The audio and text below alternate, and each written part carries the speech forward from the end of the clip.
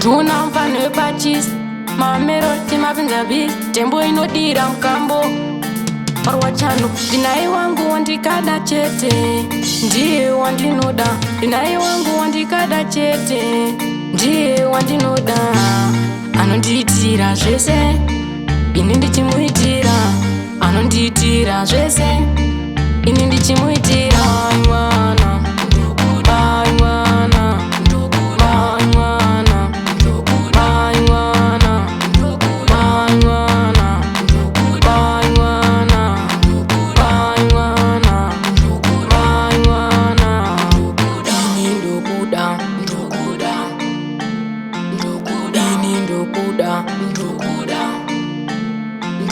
wangu ndinaye wangu ndinaye wangu ndinaye wangu ndinaye wangu ndinaye kimkaranga wangu ndinaye magimkaranga wangu ndinaye magimkaranga wangu ndinaye magimkaranga anondipa zvese andina chandoshaya anondipa zvese andina chandoshaya mai mwana mai mwana mai mwana mai mwana mai mwana mai mwana mai mwana mai mwana ini ndokuda ndokuda ndokuda ini ndokuda ndokuda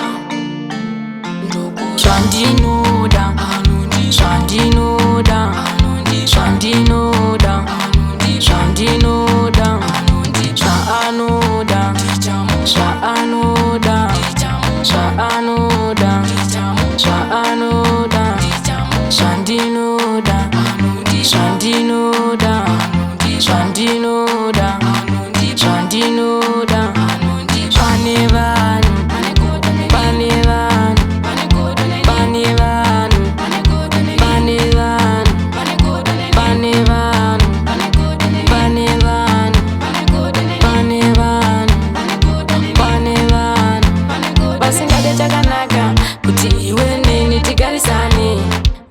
Chakanaka kuti iwe neni tigarisane mai mwana mai mwana mai mwana mai mwana mai mwana mai mwana mai mwana mai mwana ini ndokuda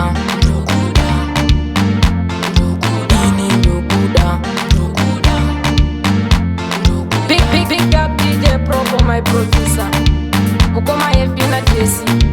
Mukoma Patina Moves. Agent.